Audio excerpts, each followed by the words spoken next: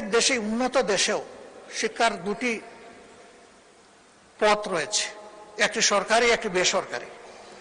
বেসরকারিতে তারা যাবে, সরকারির চাইতে যারা উন্নত শিক্ষা আছে বলে মনে করে, যাদের অর্থ আছে, অ্যাফোর্ডেবিলিটি আছে, তারা যাক, অসুবিধা নেই। কিন্তু যে জনগণ সরকারি শিক্ষাটা নিতে চায় তাদেরকে মানসম্মত শিক্ষা নিশ্চিত করা হচ্ছে সরকারের কাজ। এই ক্ষেত্রে অবশ্যই পুরা শিক্ষাটাই সরকারিকরণ হওয়ার দাবি রাখে। এই বিষয়টাও আমি সরকারকে বিবেচনায় নেওয়ার জন্য অনুরোধ করব।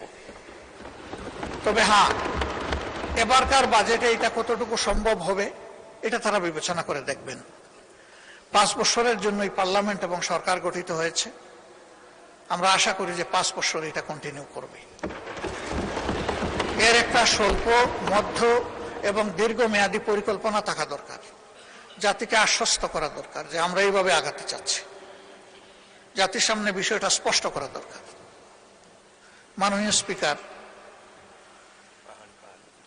শিক্ষায় অনগ্রসর একটা জনগোষ্ঠী আছে, তারা আমাদের অংশ, তারা এই দেশের নাগরিক। তাদের একটা অংশ বা বড় অংশ পাহাড় অঞ্চলে বসবাস করে। যোগাযোগে, স্বাস্থ্যসেবায়, শিক্ষায়, এই 3টা মৌলিক বিষয়ে তারা অনেক পিছিয়ে। এবং অনেক পিছিয়ে থাকার কারণেই পাহাড়ে অনবরত অস্থিরতা লেগেই আছে। তাদেরকে আস্থায় আনতে হবে, ন্যায্যতার ভিত্তিতে তাদের প্রাপ্য তাদের হাতে তুলে দিতে হবে, অতীতের বঞ্চনা সহ তাদের হাতে তুলে দিতে হবে। যদি এইভাবে তাদেরকে আমরা মূল ধারায় ফিরিয়ে আনতে পারি, আমরা আশা করি সেখানে দেশপ্রেমিক সেনাবাহিনীর আর কোনো সদস্যকে নিহত হতে হবে না। তারা তখন বিশ্বাস করতে শুরু করবে যে এই দেশ আমাদের সকলের, এই দেশকে বাঁচানোর দায়িত্ব, এগিয়ে নেওয়ার দায়িত্ব আমাদের সকলের। আমরা এই বিষয়েও আমি বিশেষভাবে দৃষ্টি আকর্ষণ করছি।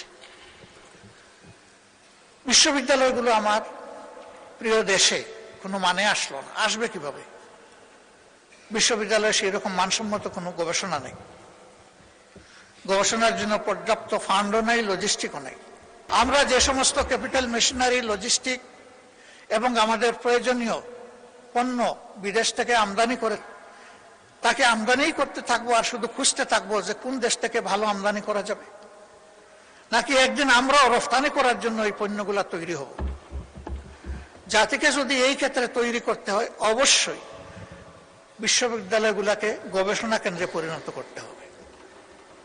এবং আমি অনুরোধ করব, শিক্ষায় যে ফান্ড দিয়েছেন, যদি আরো সম্ভব হয় আরো ফান্ড দিয়ে, স্পেশাল অ্যালোকেশন দিয়ে অন্তত 5-7টা ইউনিভার্সিটিকে স্পেশালি ডেজিগনেট করা দরকার, স্পেশাল অ্যাসাইনমেন্ট দেওয়া দরকার যে আমাদের জাতি আপনাদের কাছ থেকে এটি চায়।